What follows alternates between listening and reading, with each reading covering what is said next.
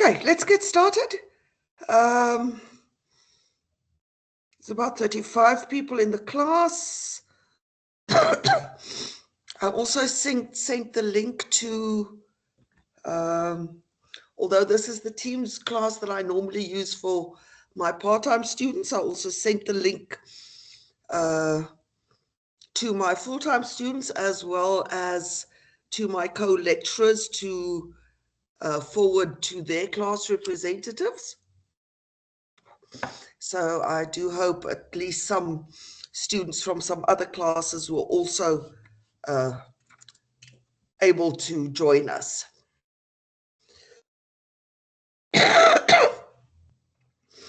So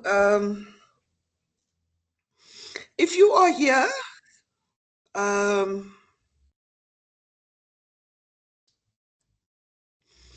that by necessary implication implies that you will be writing the second opportunity. Do not let that upset you. Do not give up if you did not pass first time around.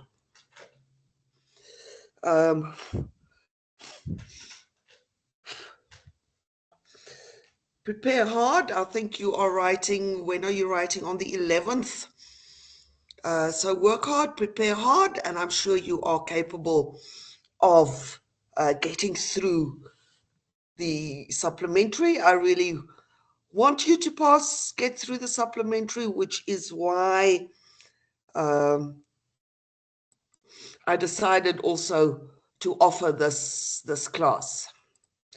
I just want to share my screen quickly.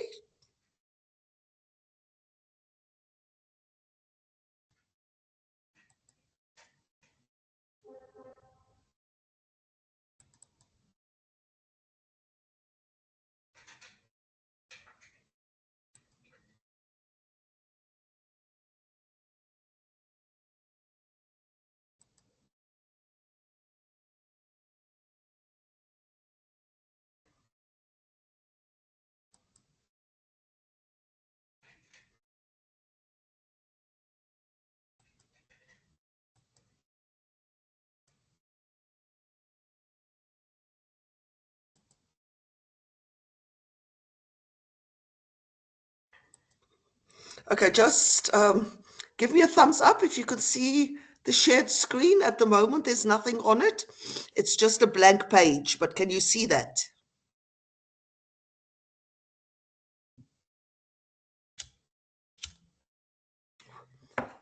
Just give me a thumbs up if you can see the shared. Okay, there is one. Thank you very much.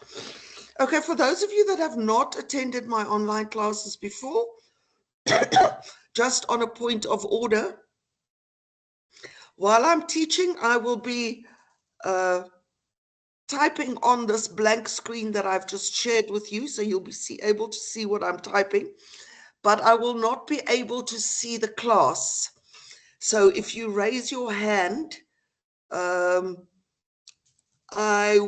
ask a question, I will not see you. So if you please feel free to interrupt.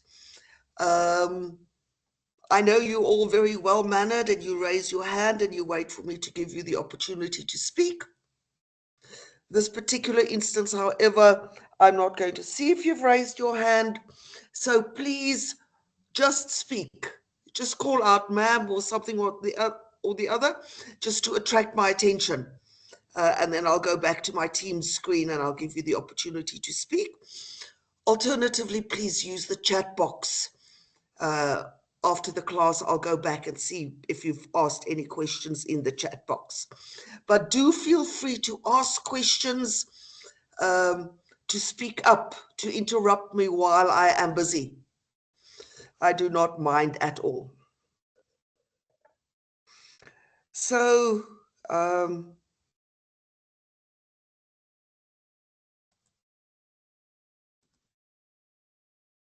let's start off then.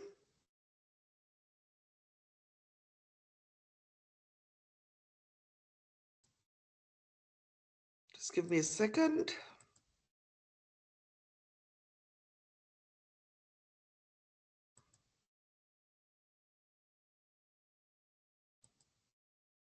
By the way, if while you're watching your team screen, if there's a request coming from students or, okay, they're called guests that want to be admitted, I might not see them. These are students from other classes that aren't actually members of this team.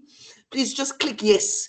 So if you see a request coming up on the screen saying so-and-so wants to be admitted, and then you have the choice between admit and deny, just admit them for me, please. Just click on the tick on the yes. Okay, I'm going to start off by looking at the exam layout.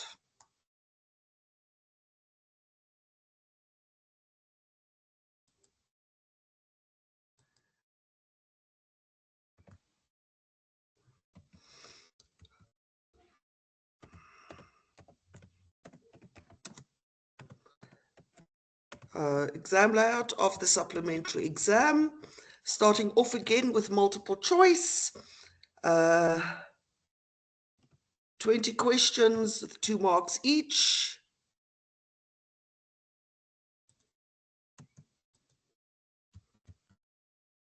That gives you 40 marks. I'm just going to type this out for now, and then I will go back and discuss it. So question 2, short questions. Short knowledge-based questions, a total of 15 marks. Question 3.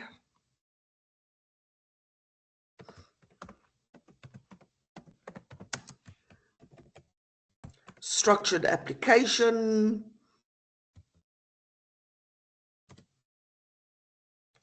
Get back to all of these again. That's 5 questions of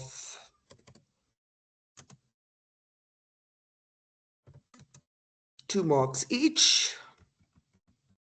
That gives you 10 marks. Question 4. Identify the legal concept.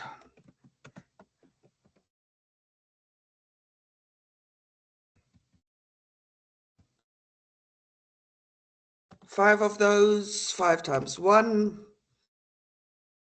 Question 5 is a case study.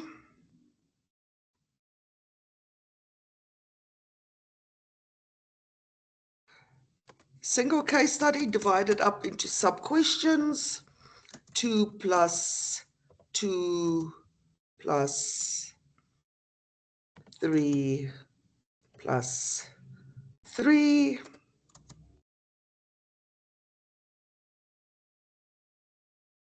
That gives us 10 marks.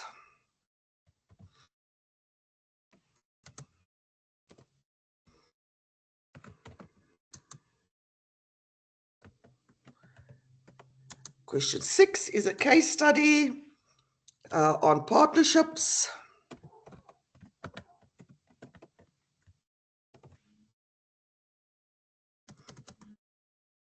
Divided into 2 sub-questions of 10 marks each.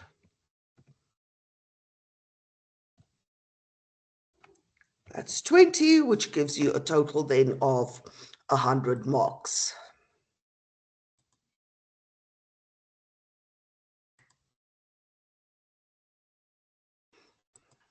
Okay, let's go through this. I will also save this document and share it. I think because we have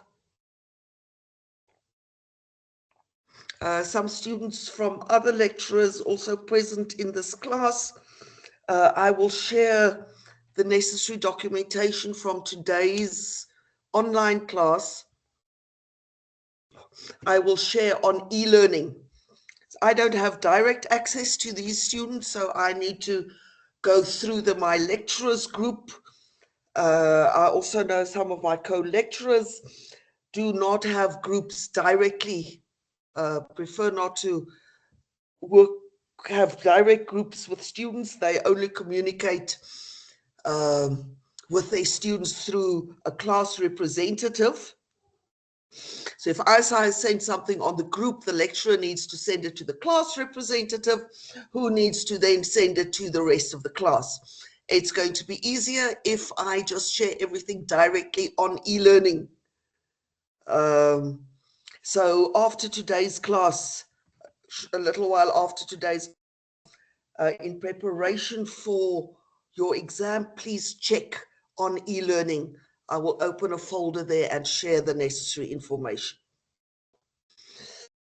Multiple choice by now, you should know, is very important. I will also reopen the practice quiz that I had set up before the exam. Please do that practice quiz a number of times. Questions come from a question bank, so you will get different questions every time. It was very, dear students, it was very, very obvious when I was marking first opportunity examinations. Really, I started off marking. Just want to check something quickly here. I'm interrupting myself. Give me a moment.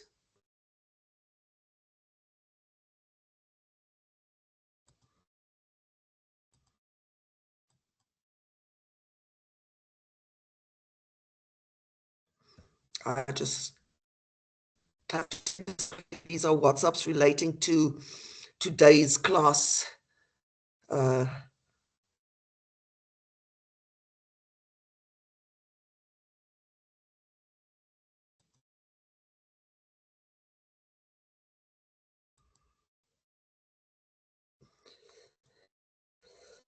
Okay, just a question whether I'm recording. Yes, I am recording the class. Okay. Let's get back to multiple choice. When I was marking first opportunity exams, students that got less than 20 out of 40 for their multiple choice did not pass. Those that got above 20 out of 40 didn't always pass, but had a much better.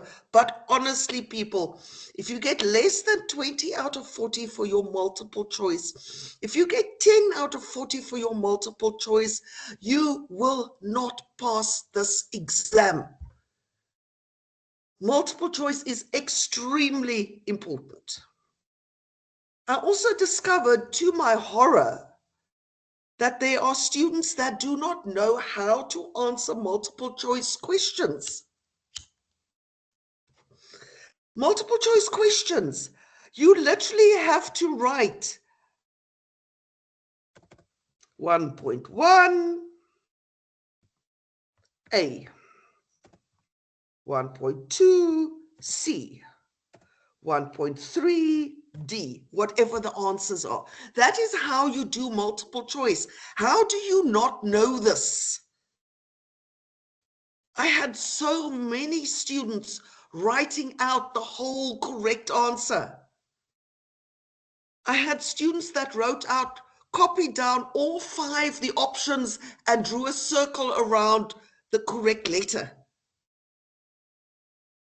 Like really, really, really, how do you not know how to do the methodology of doing multiple choice?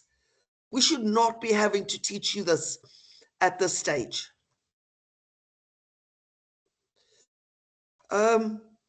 Also, the back cover of the exam book. It's listed there on the back cover, there where you've torn off your attendance slip that you completed. There's question 1, question 2, question 3, all the way up to question 20. It says, for examiner use only. That is not an answer sheet for multiple choice.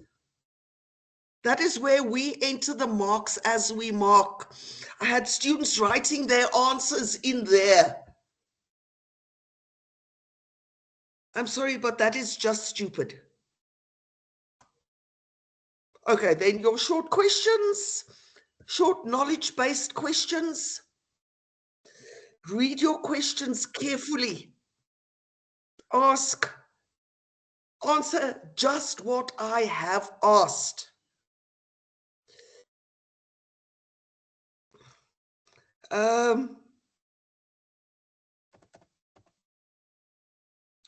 While we were marking and after we were marking, I shared some notes with my fellow lecturers, fellow examiners about common mistakes that were made. We were quite shocked to discover that students seem to not know the difference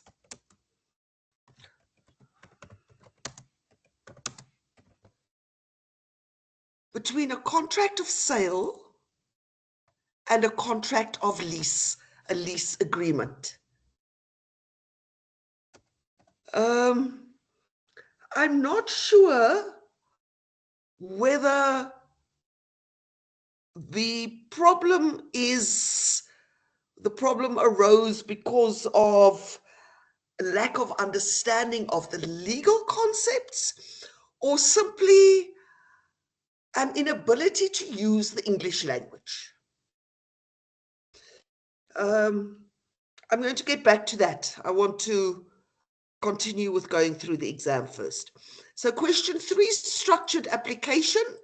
You should know what structured application is by now. You've had them in all your assessments. Has a valid contract. Contract of sale. Lease agreement, depending on what the question is, has it come into existence?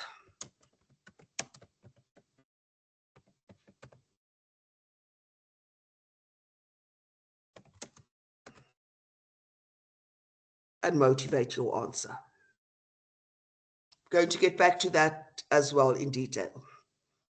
Question 4, identify the legal concept for just 5 marks. 5 questions, 5 sub-questions. You had a similar question to this in the third test. I give you the description and you have to indicate what am I describing.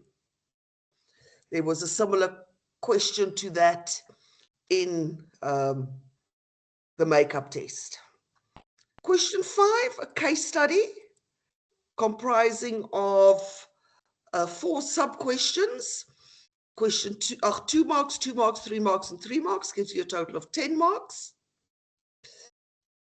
Please read all your questions before you start answering. There was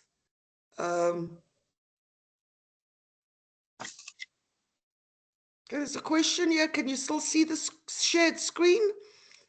Can we have a thumbs up if you can still see my shared screen? No, ma'am, we can't see the screen.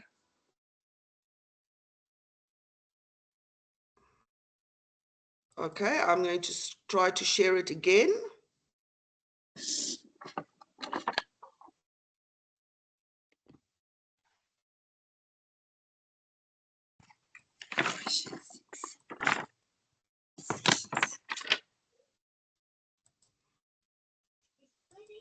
Okay, can you see it now?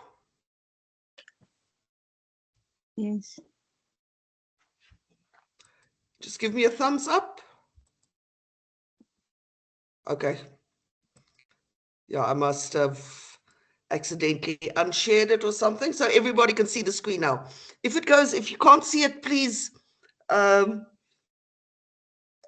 if you type in the chat box. It actually comes up as a notification on my screen that I'm focusing on so I can see it. So that's a good way of attracting my attention. So please alert me if the screen disappears.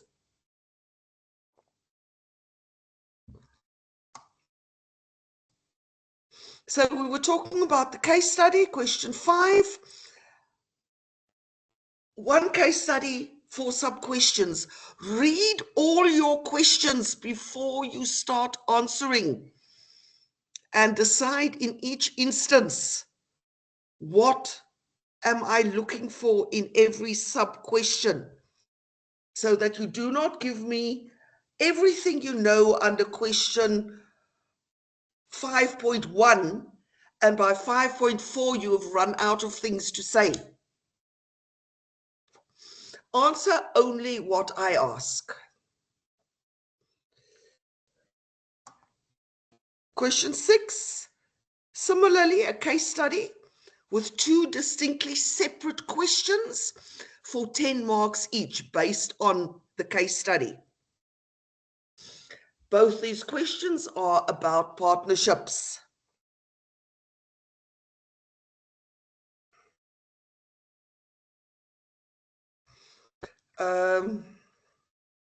I can tell you now, and I will tell you, that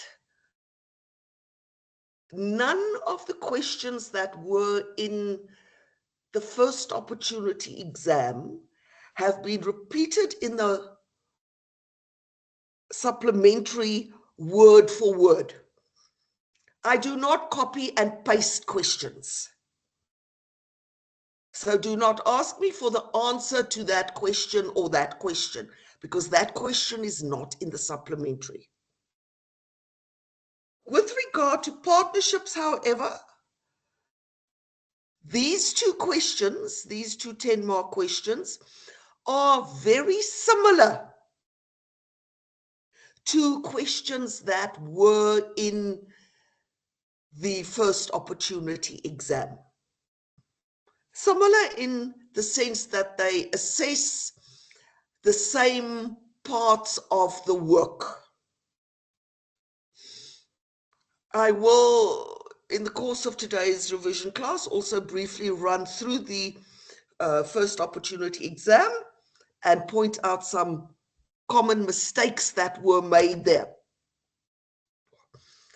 So yes, these 2 questions, similar to what you found in the first opportunity, similar in the sense that they assess the same aspects of the work, although they are not a copy and paste of the questions that were in the first exam. That's important information, people. Make a note of this. Everything I say in an online class is important. It's actually been extremely frustrating. I have offered online classes from home, and I've had my daughter being present, and she said to me afterwards, "Mom, if I had to go and write that exam now, I would get 100%, even though she has not studied this course, because I was literally telling my students exactly what questions were in the class, in the test or in the exam, and literally giving them the answers. And lo and behold, I have to start marking, and it's as if nobody bothered to listen to me.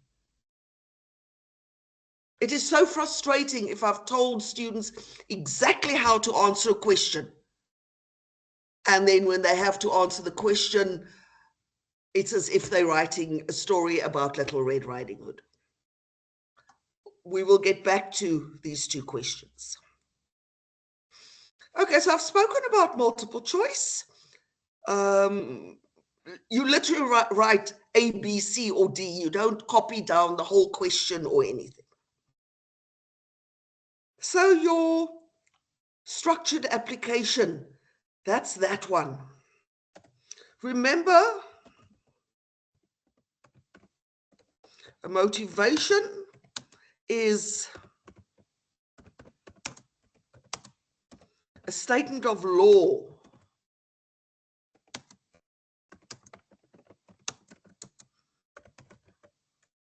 Don't just repeat the facts. So, an example here, if the question is,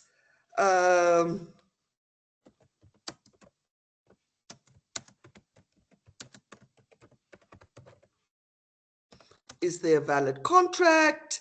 The question is,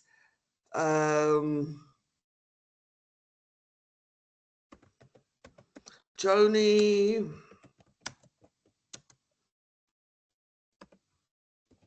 I'm just using like abbreviated language here, who is 16.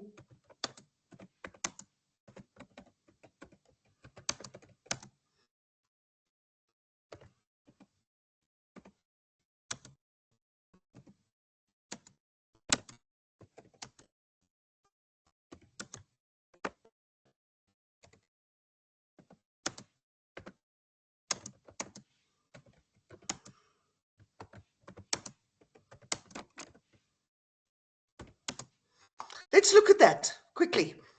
Joni, who is 16, gives her cell phone to Susie, who is also 16.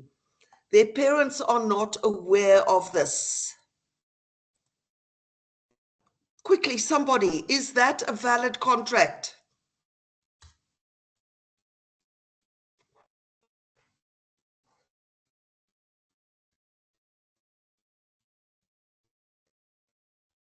Come, I need reaction from the class. I do not teach.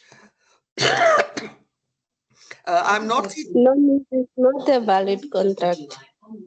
Okay, Esther, why do you say it's not a valid contract? Yes, because both of them don't have contractual capacity. Thank you very, very much. Thank you so much, Esther. That is a perfect answer coming there from us, Esther Hambabi. Going to type it out quickly for those of you that didn't catch it. That is 2 out of 2. It is not a valid contract.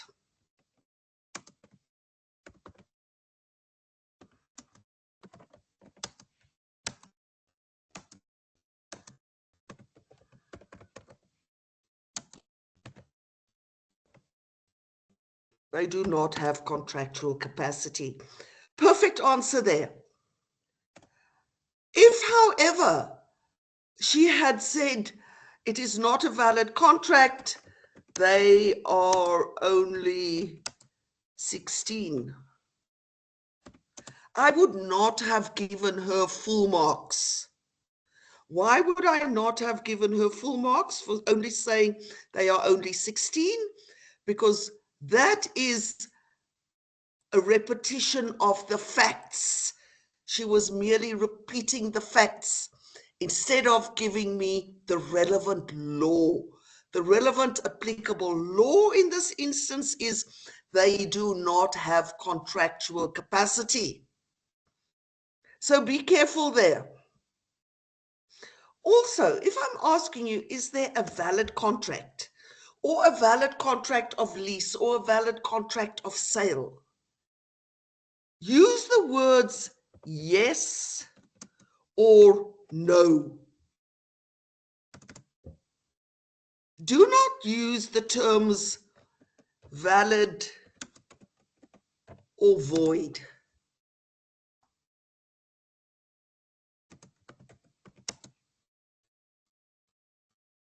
Say yes or no. It's a question that you can answer by saying, yes, there's a valid contract. No, there isn't a valid contract. Reason why I'm saying don't use valid and void, because marks were lost in the exam. In the exam, if I remember correctly, let me just quickly.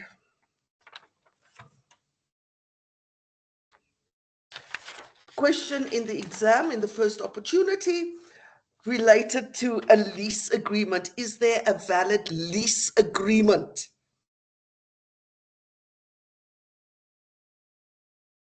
Um, looking for the exact answer now.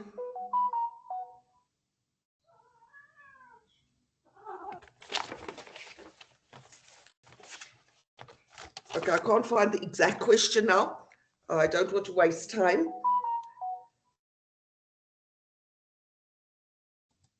Okay, just I need to deviate again because there's a lost soul now who wants to know whether the class is still on.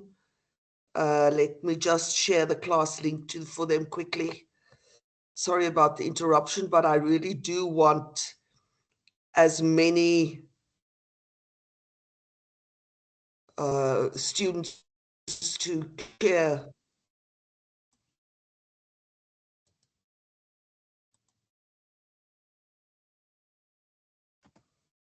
So I've just sent the link quickly because I want as many students to share in this class. Don't know how they managed to miss the link on the group, but never mind. We're talking about structured application, not using the terms valid and void.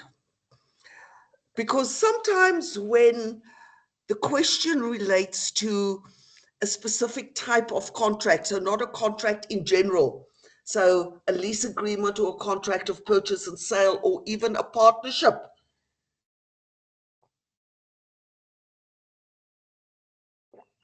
there can be, it can be that the contract itself is valid, but it is not a partnership. Or the contract is valid, but it is not a lease agreement, it is some other type of contract. In that instance, if you write void as an answer, you have to get 0 marks. I have to give you 0 marks because the contract is not void. The correct answer in that instance would have been no. No, there is not a valid lease agreement.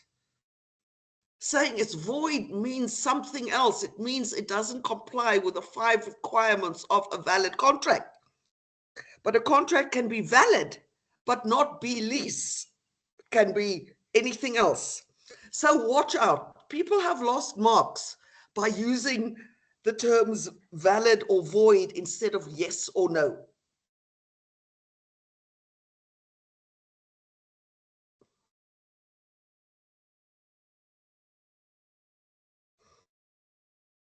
At this point, let's look at what we picked up. The fact that you don't know the difference between a contract of sale and a contract of lease.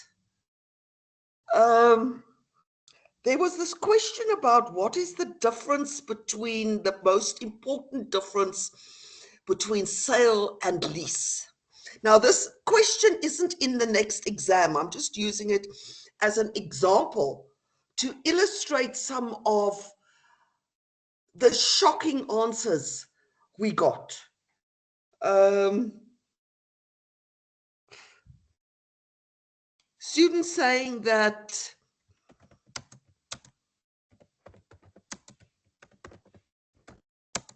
in a lease agreement, the ownership is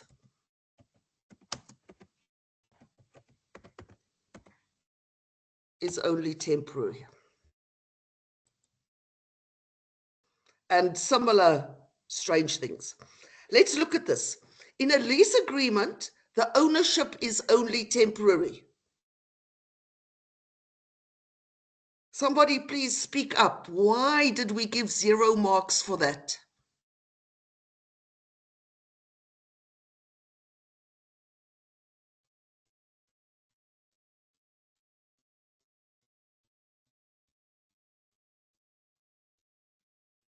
Come, somebody, please. I need reaction from this class. I don't want, if I'm going to be looking at 52 icons on my photographs on my screen of people not saying a word, I'm going to end the class.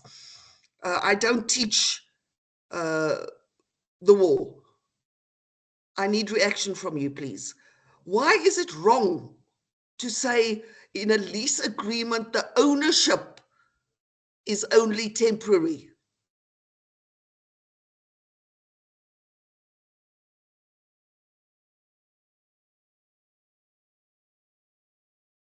Penny? Yes, because in a contract of lease agreement, there is no ownership, but one could say that the use and the enjoyment of the thing is temporary rather than the ownership. Absolutely. Thank you so much, Penny. That is 100% correct. That is 100% correct.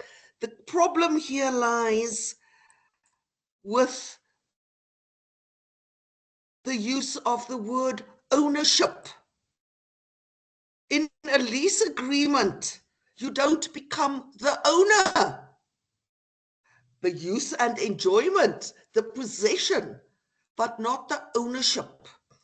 Ownership, for example, is a word, is terminology which is unique to purchase and sale. And this is just one example. There were various examples where students were lost marks because they were mixing up the language. They were, when the question referred to purchase and sale, they would use terminology that refers to leases, or if the question was about leases, they would use terminology that refers to purchase and sale. As I said, we don't know, we weren't sure whether this is a lack of understanding of the legal concepts or whether this is just because you don't care about the English language. And I specifically use the terminology now, you don't care about the English language, because I'm not prepared to accept that there is any student in this class who is not capable of using the English language properly. You all passed grade 12. The fact that you passed grade 12 at a minimum means that you have the ability to use the English language. English has been the official language of Namibia for 34 years. That is longer than any of you have been alive. You went through your entire school, at least your entire high school, in English. You can speak and write English, and I'm not prepared to accept otherwise. Law is about communication. Let's go back to this particular question that I had here. The crux of the difference between purchase and sale and lease does focus on the fact that in a contract of sale, it's forever, ownership passes. Whereas in lease, it's only for a specific period of time. But the fact that you had the word temporary in that answer did not earn you a mark. Because we do not mark on key words. I do not sit with my red pen and if I see the word temporary, I tick it. I have read your whole sentence, and the fact that you said the ownership is only temporary shows to me that you do not know what a lease agreement is. And I gave you 0. Or I might have given you half a mark, but I definitely did not give you full marks for that. Law is not about having memorized the big words. Sometimes marking some of the first opportunity exams, it really seems as if some students had just memorized the big legal terms and threw them into the on their answer script in a totally haphazard manner. They've just felt as long as they wrote down these big words, they would somehow get marks. Disappointingly so, no, they did not get any marks. Terminology that you use have to indicate that you understand these terms. I'm going to put this on here.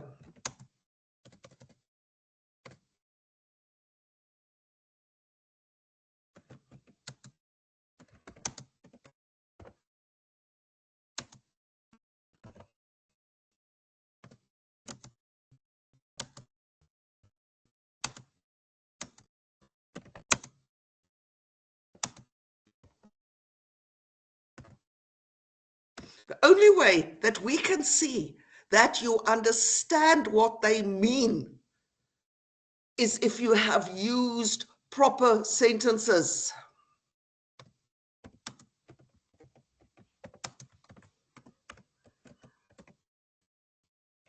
By that, I don't mean that we penalize you for spelling mistakes. No, we don't penalize you for spelling mistakes. We will not penalize you if you write is instead of are. We don't judge you on grammatical errors. But you still need to use your language in a manner that we can see that you understand what you are writing.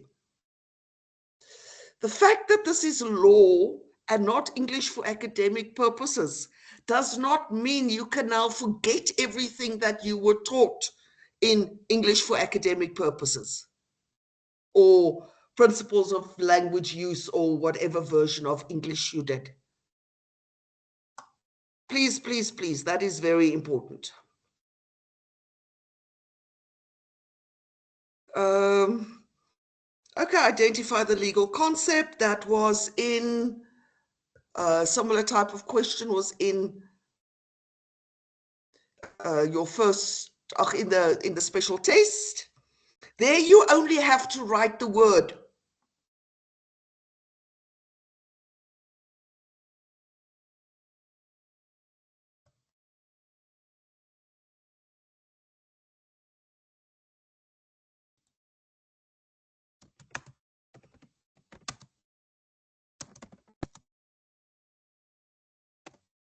Identify literally means give the correct term.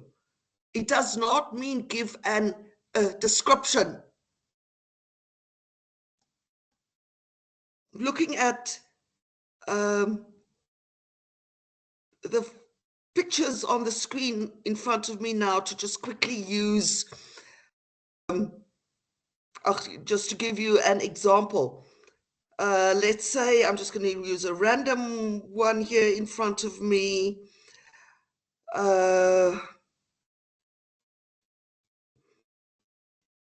If I am shown a photograph of Claudia, I've got Claudia in front of me here now. Sorry, Claudia, for using you as an example, but it's not in a bad way.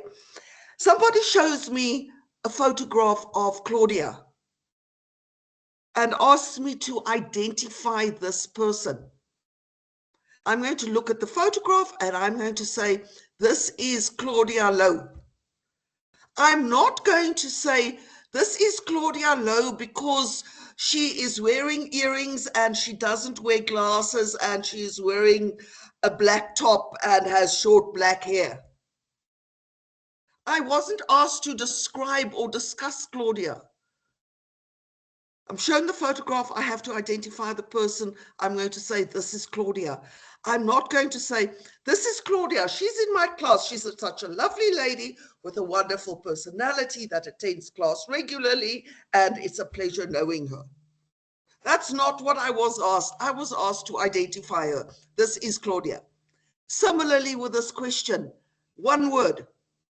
Maybe if the concept consists of 2 words, it could be 2 words, but the concept, not a discussion or description of the concept.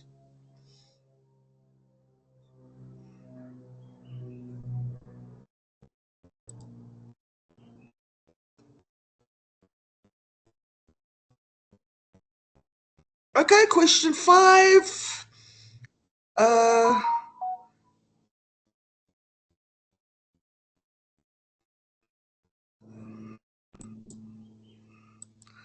Okay, sorry, I'm deviating again. Got a student here that's struggling to get into the class.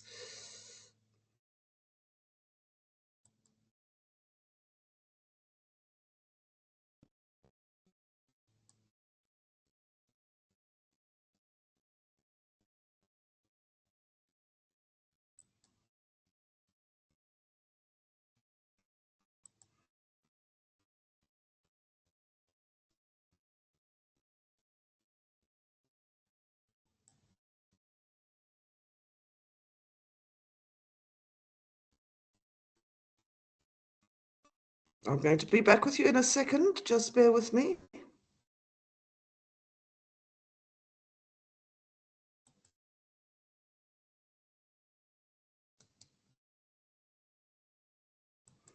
I really do. I know this might be frustrating for you, but I really do want as many students as possible to join the class. Okay, so now I'm back with you. Where was I? Okay, this case study, question 5. One case study, 4 short questions. Have already spoken about this. Read everything, read all the questions before you answer. Answer only what I've asked in a particular question. In this particular regard, I can say to you, and not just, listen to me carefully now, people, not just about this question. This is about in general.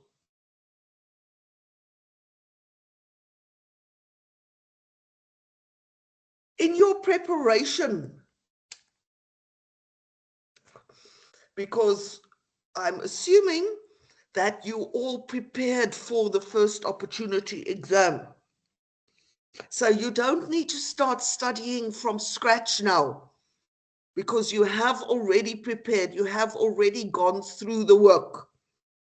So preparing for the second opportunity is not starting to study from scratch, but rather polishing up those areas where your knowledge was a little bit lacking, and practice, practice, practice.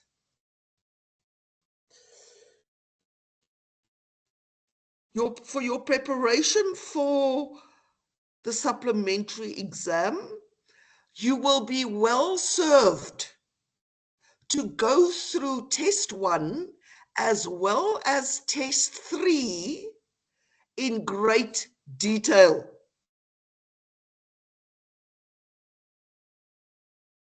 I'm not going to repeat that. I hope you've listened to me. Before the first opportunity exam, I had numerous requests on my various class groups about, Miss, can we have the answers to test 1? Can we have the answers to test 3? Can you send us the memos? And in each instance, I said, there is no need for me to send you the memo for test 1 or the memo for test 3, because none of the questions are repeated in the exam. And when you wrote the exam, you would have realized that I didn't lie to you. I'm not in the habit of lying to my students. In this particular instance, I'm now saying something different. I'm telling you, it would serve you well to go through test 1 and test 3 in great detail. Not going to say that or repeat that. I hope you listen to me. Did you listen to me? Have you heard what I just said? Can I get some Yes, reaction? Thank you, Claudia. Yes, miss. And Lutopo is also listening to me. I hope you're not listening, but you're actually understanding the message that I am sending you here.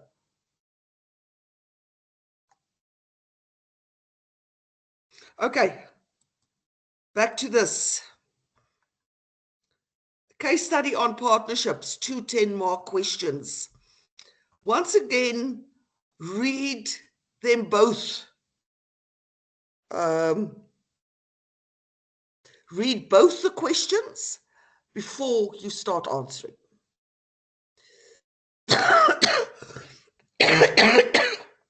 Sorry. In this instance, um, as I've already said, these questions are not a copy and paste from the exam, but they are similar to questions that were asked in the exam. So what I'm going to do now is I'm quickly going to just copy and paste here from the first opportunity exam.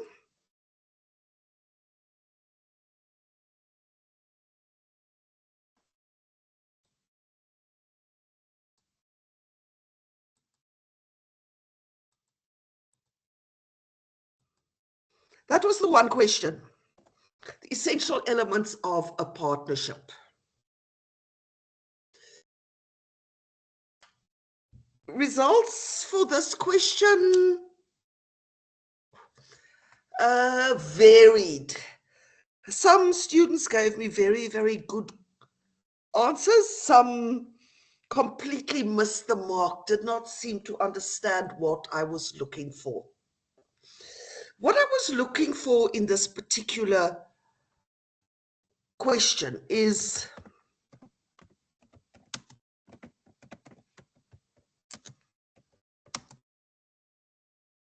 your essential elements of a partnership are as follows. Contribution,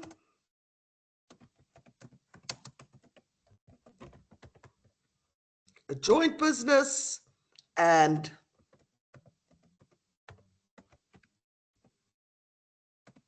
profit sharing. Those are the essential elements of a partnership.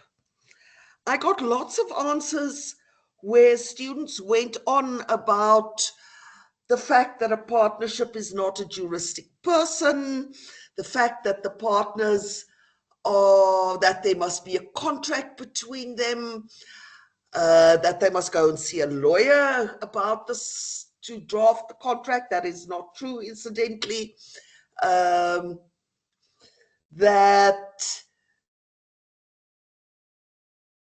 that there must be a contract, that there's joint and several liability, um, a description about the different types of partnerships, about the duty of good faith, about co-ownership. Then, of course, I also got some very absurd answers about how to run a car wash and that how they must advertise their business, and I even had some student telling me, but instead of just having a car wash, they must also maybe start a hairdressing salon next to it and perhaps sell kapana. That just sort of left me wanting to tear my head out of my head, because I was not asking you to criticize their business idea or give them new business advice. I was literally asking a very straightforward question about the basics, the basics, essential element of a partnership. Those are the essential elements of a partnership: contribution, joint business, profit sharing. But that's just 3 marks. You needed to get up to 10 marks. So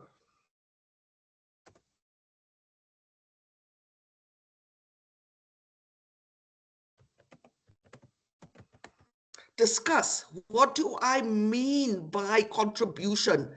When does something qualify as a contribution? For example, this is just an example.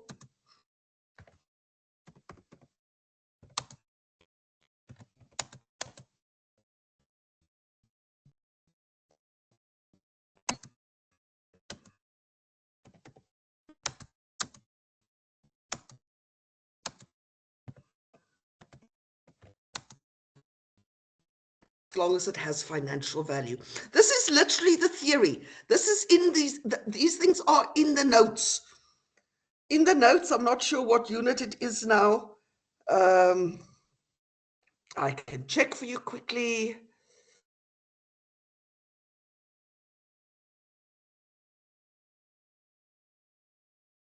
Unit 12.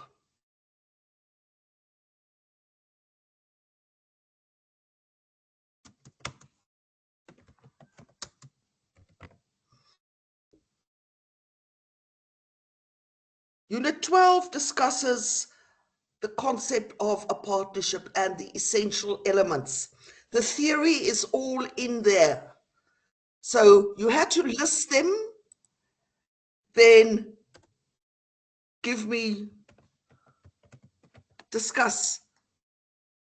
What do we mean by a joint business? What do we mean by profit sharing?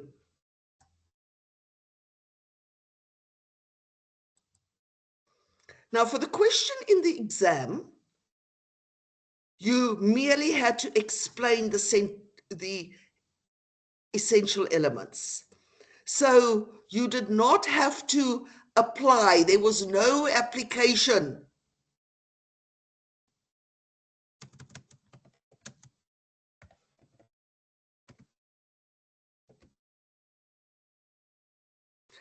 If, however, I give you a case study,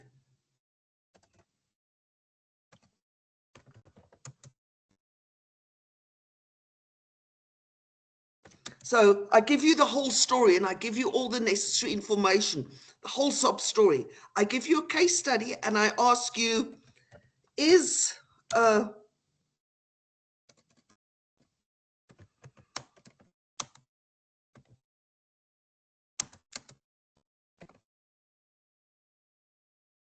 have they formed a partnership, or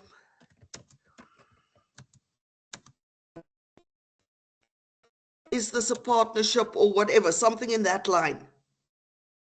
That is the question. I'm looking for application. So I'm looking for the essential elements of a partnership. So all of that, I want that as well. That the same you wrote there, same you were supposed to write there. All of that.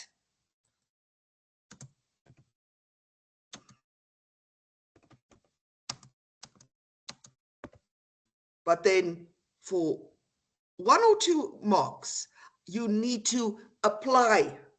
So you first have to explain to me, what are the elements?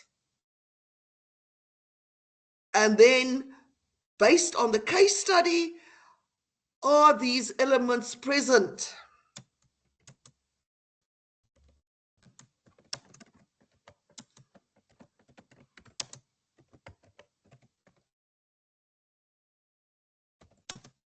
If the elements are present,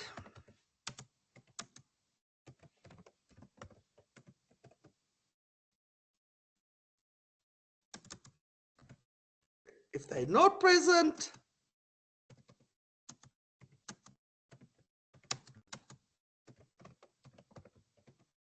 it's not a partnership. So the same answer you were supposed to give in the first opportunity exam, but it goes a step further because you have to apply to the facts. Are these elements present? Is it a partnership or is it not a partnership?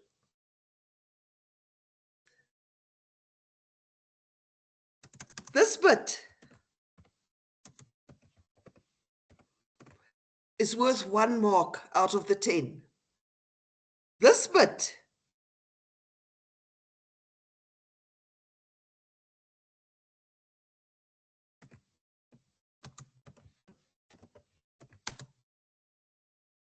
is worth 9 marks. And this bit is studying. It is theory. So even if you end up saying, no, it's not a partnership, but really it is a partnership, then that doesn't matter because you could still get 9 out of 10 because this is theory, studying. This question is not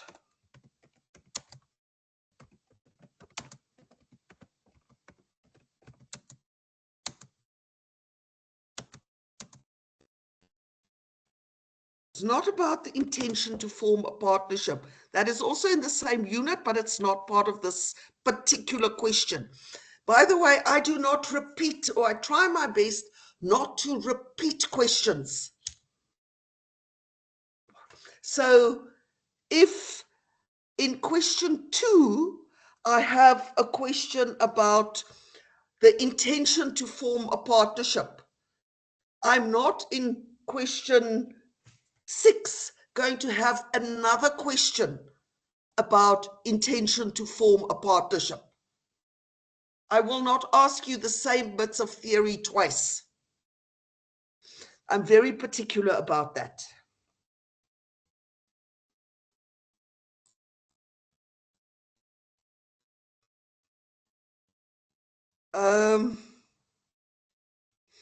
Can I have a thumbs up? Was everybody listening to me? Did you listen carefully what I told you now? I've given you a lot of examination information now between the lines as well.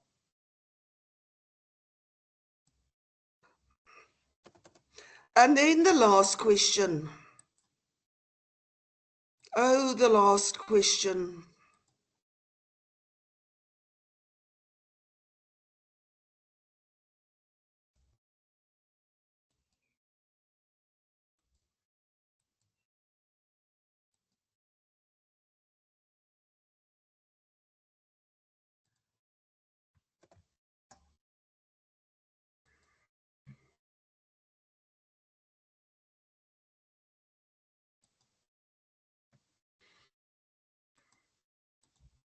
This question was horrible. It was really horrible. It was shockingly horrible, the manner in which you answered this question. After I had literally told you in my revision class before the exam that I'm going to ask you this question. It was absolutely shocking. First of all, can ABC hold the partnership liable? What is this question about?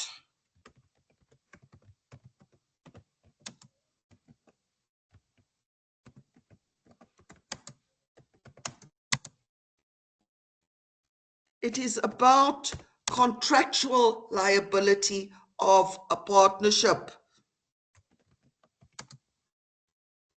Unit, let's check this for you. 14.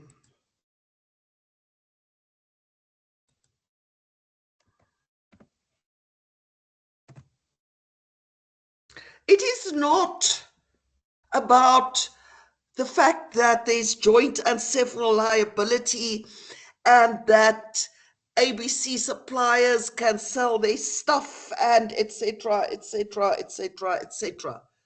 It is about contractual liability of a partnership. First of all, read your question properly. According to their partnership agreement, Tom is the managing partner,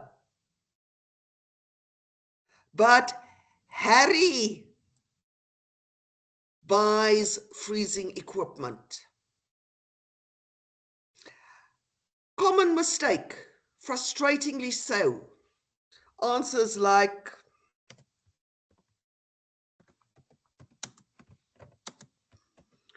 Tom had authority, or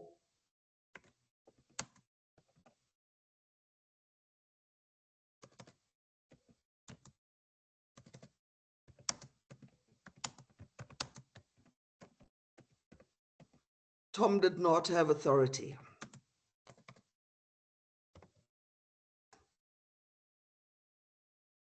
Quickly, somebody, shout out. Why did you not get any marks for saying Tom has authority or Tom doesn't have authority?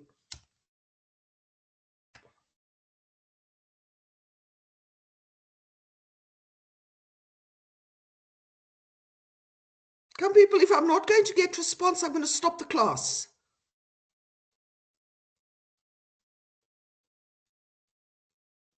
I'm giving up time on my Saturday afternoon or morning, which I didn't have to do. I could have gone and had breakfast somewhere in order to try to get you, to help you to pass this course.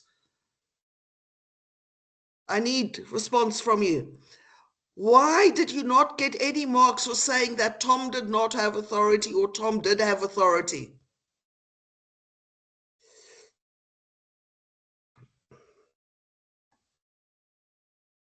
Mm, Penny? because he was asked to just to discuss.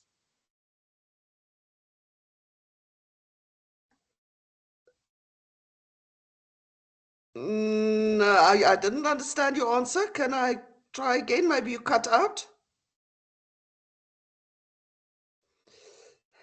Please try again, Penny.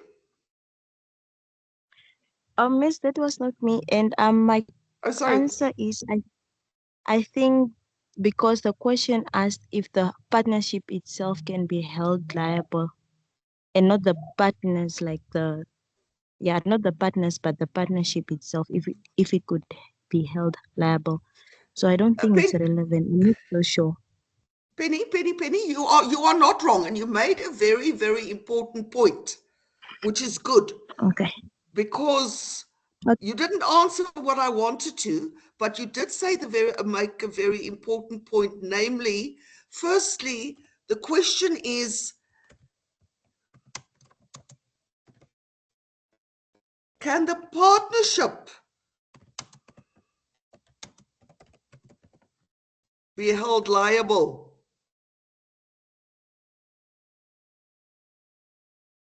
So all of them together,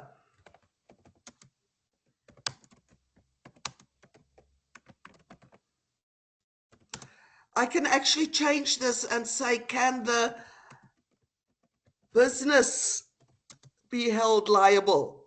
So all of them together, not individuals. We're not talking about individuals here. But that was not my actual valid point. Thank you, Penny, for making that. But that is not my, doesn't answer why does this statement not deserve marks. Look carefully. The question says Tom is the managing partner, yes, but it says that Harry buys freezing equipment. Why? I'm going to get back to my screen. Why did you not get marks for saying that Tom doesn't have authority?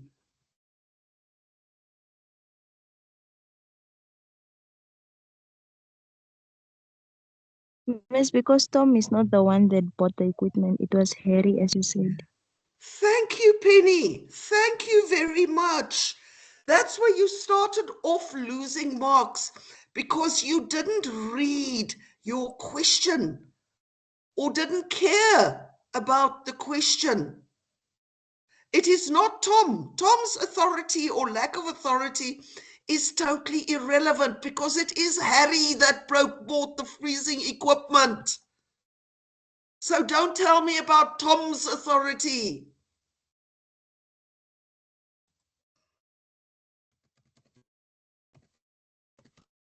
If, however, you had written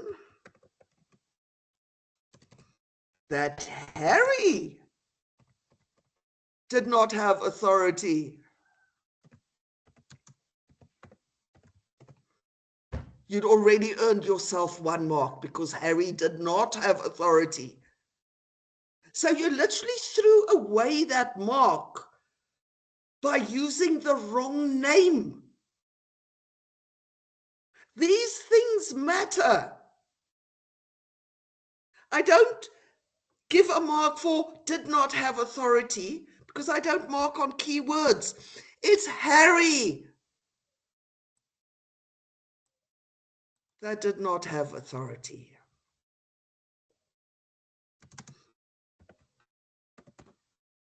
Then you need to tell me, why did Harry not have authority? Then you refer to express authority.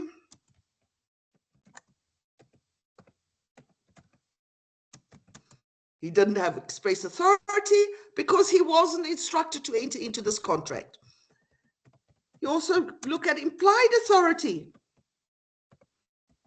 Although he is a partner and all partners have implied authority, there is a partnership agreement which states that only Tom is allowed to bind the partnership and not Harry.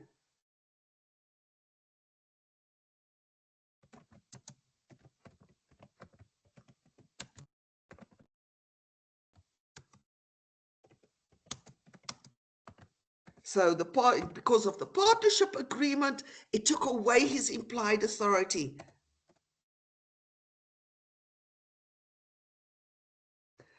However, what did he buy? Freezing equipment for fish.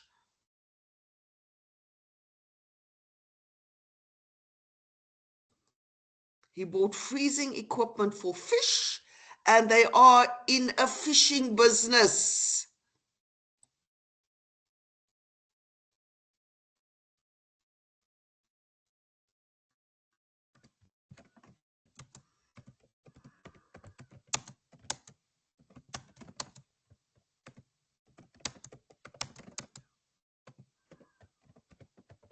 I had numerous students saying that it's not in the scope of the business. I'm not quite sure how. I was not prepared to accept any argument about that. It's literally freezing equipment for fish in a fishing business. That's in the scope of the business. The law of partnership says, terms of the mutual mandate.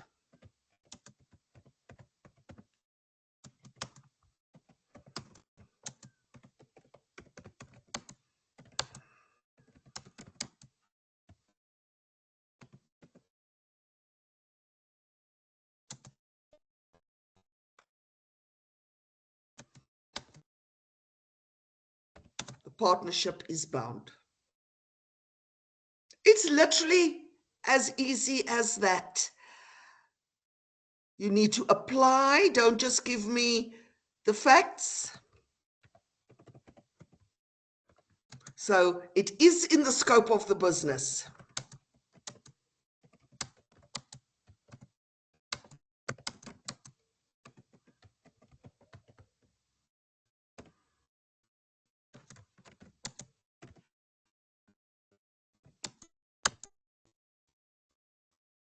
It is as easy as that. Now I got, and it's not just me, it's also my co-lecturers. As I said, this question was answered extremely badly. A common mistake.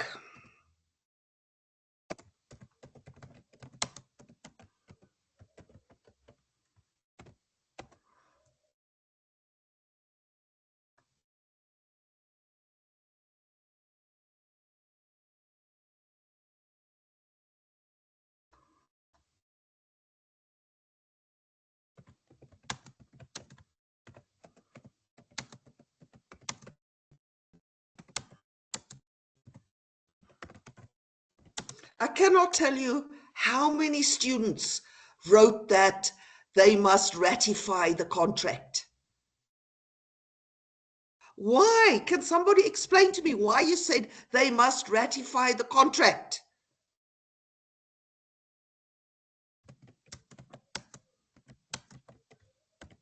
What is ratification? What is ratification? Somebody going to try to explain to me what ratification is?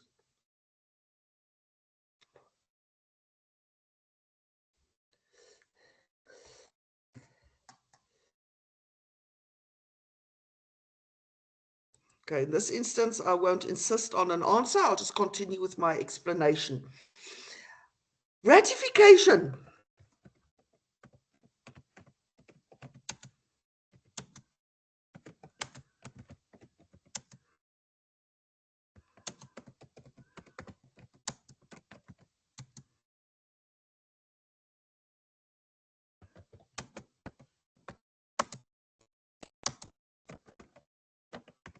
is where you accept a contract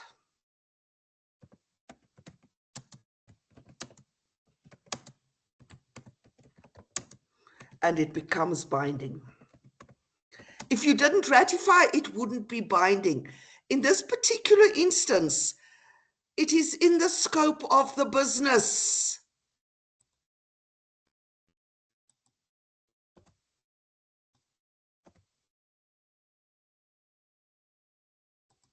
It is in the scope of the business. The partnership is bound. So there is nothing to ratify. They don't have to ratify anything. There is nothing for them to ratify. The contract is binding.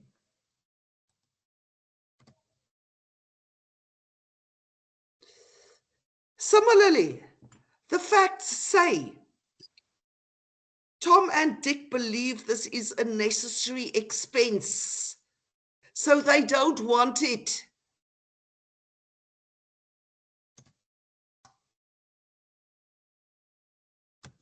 They don't want it.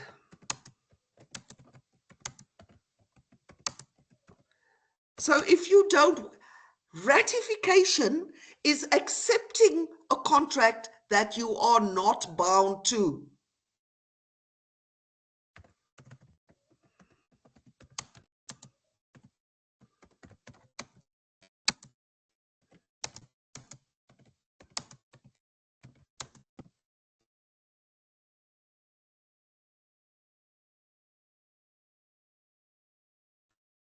To? Because you want it. First of all, important to understand that ratification, you can never say somebody must ratify.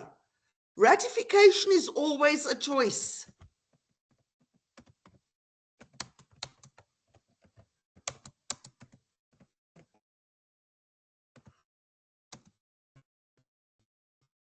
If somebody buys,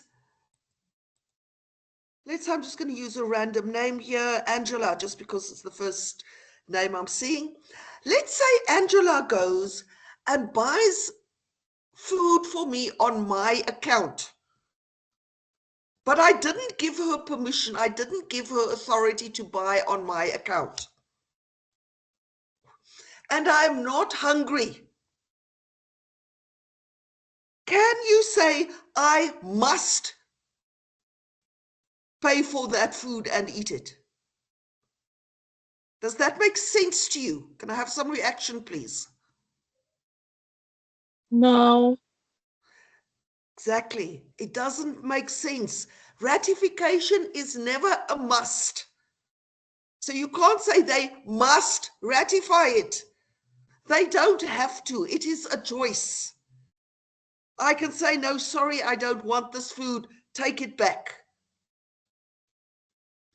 The facts clearly say that they believe this is an unnecessary expense. They don't want it. So why in this world are you saying they must ratify it? They don't have to ratify it. They won't ratify it because they don't want it. However, whether they ratify it or not, ratification is not relevant here because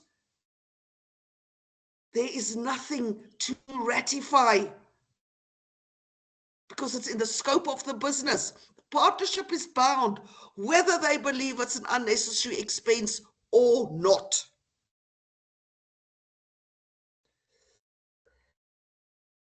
So that was the one very, very, very common mistake that was made.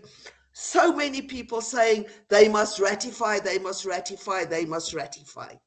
Please promise you in the question in the supplementary exam, you will not use the word ratify because it is not relevant to the question. Secondly, too many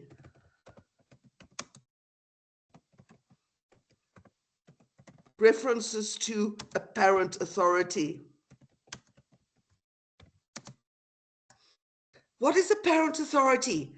Apparent authority is the principle, the partnership, creating the impression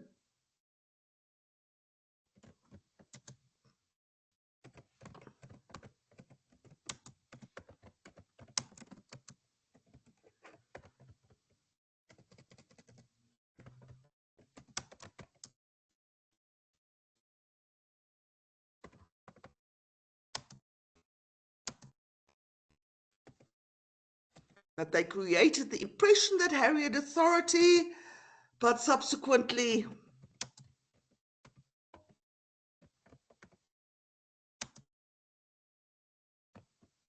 tried to deny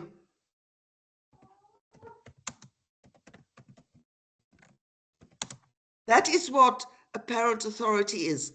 Did that happen here in the facts? Nowhere in the facts does it say they created the impression that he had authority. So once again, references to apparent authority, absolutely incorrect.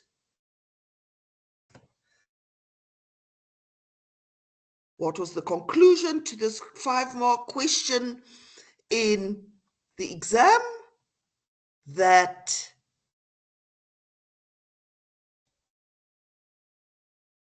the partnership is bound because it is in the scope of the business. Third common mistake.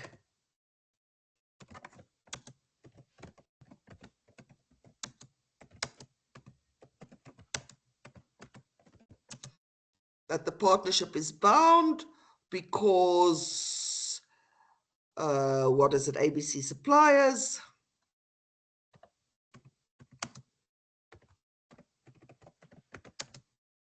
did not know that he did not have authority. Partnership is bound, yes, but not because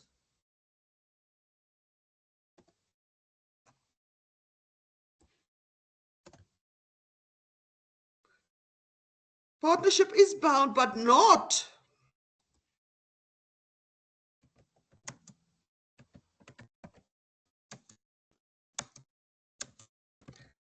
it is important. They have to be bona fide, yes. If they knew about the lack of authority, if ABC suppliers knew about the lack of authority, they could not hold the fishing company, the partnership, to the contract. That is correct. They have to be bona fide. If they knew, they wouldn't be bound, but it is not their lack of knowledge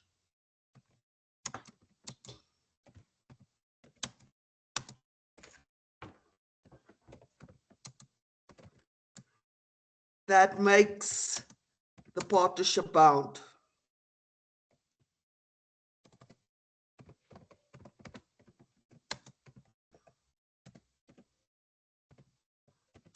So if, for example, Harry bought a racehorse and ABC suppliers did not know that he didn't have authority. I'm going to put this down for you.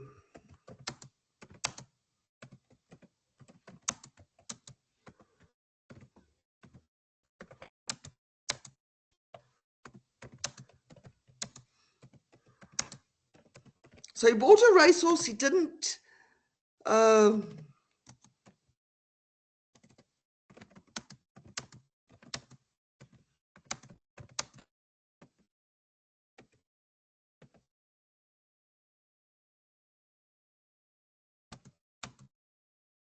partnership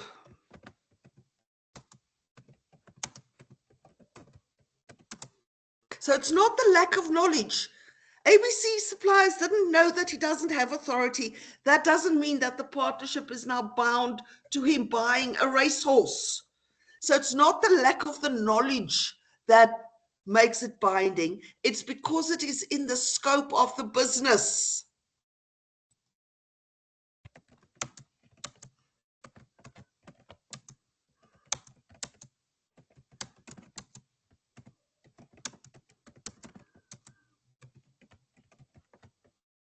So just remember that as well. It's all about the scope of the business, not the lack of knowledge. So 3 very common mistakes there, which essentially, okay, the biggest mistake about that that led to people getting 0 out of 5 for this question is that they did not seem to grasp what the question is about. And they told me all sorts of things about joint and several liability and selling their stuff, etc., etc., etc., etc.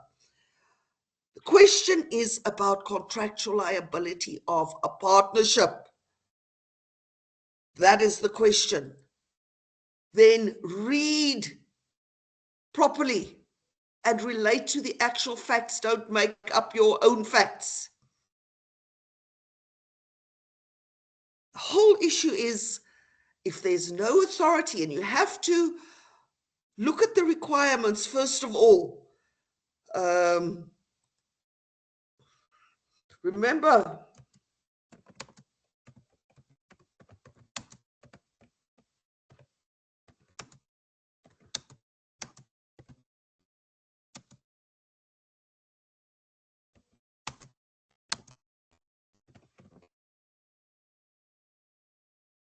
you have to answer those 2 questions first. Is the contract valid? Is it on behalf of the partnerships? On partnership, that's 2 marks. If a total mark is mark allocation is 10. If it was only 5 in the first opportunity, it was only a 5-mark question, so it was half a mark each there.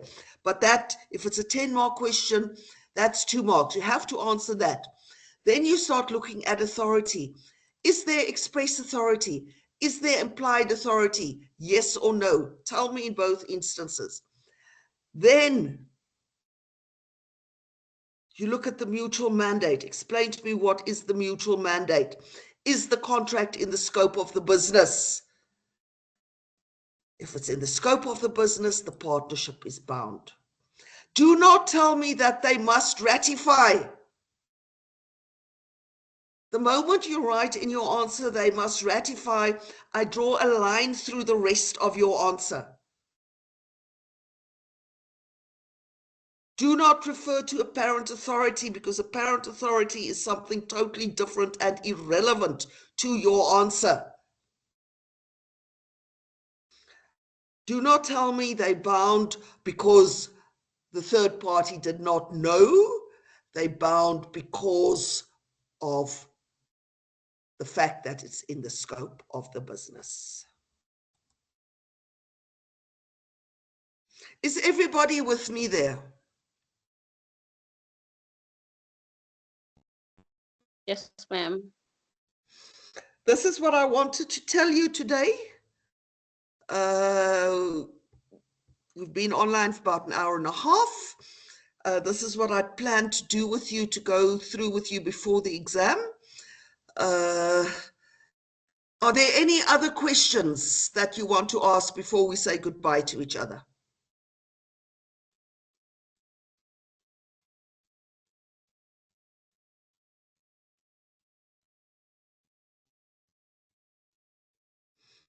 If there are no other questions, then I'm going to say goodbye to you. Thank you very much for making time to join on a Saturday morning. I hope that this was some benefit, some guidance to you, to assist you with passing the second opportunity. If you do have any further questions, feel free to contact me at any stage. Even if you are not in my class, you can still contact me for this last stretch. I don't mind. Then I wish you the best of luck for the exam. If you just bear in mind everything I told you now, I'm pretty sure it will go well. Thank you.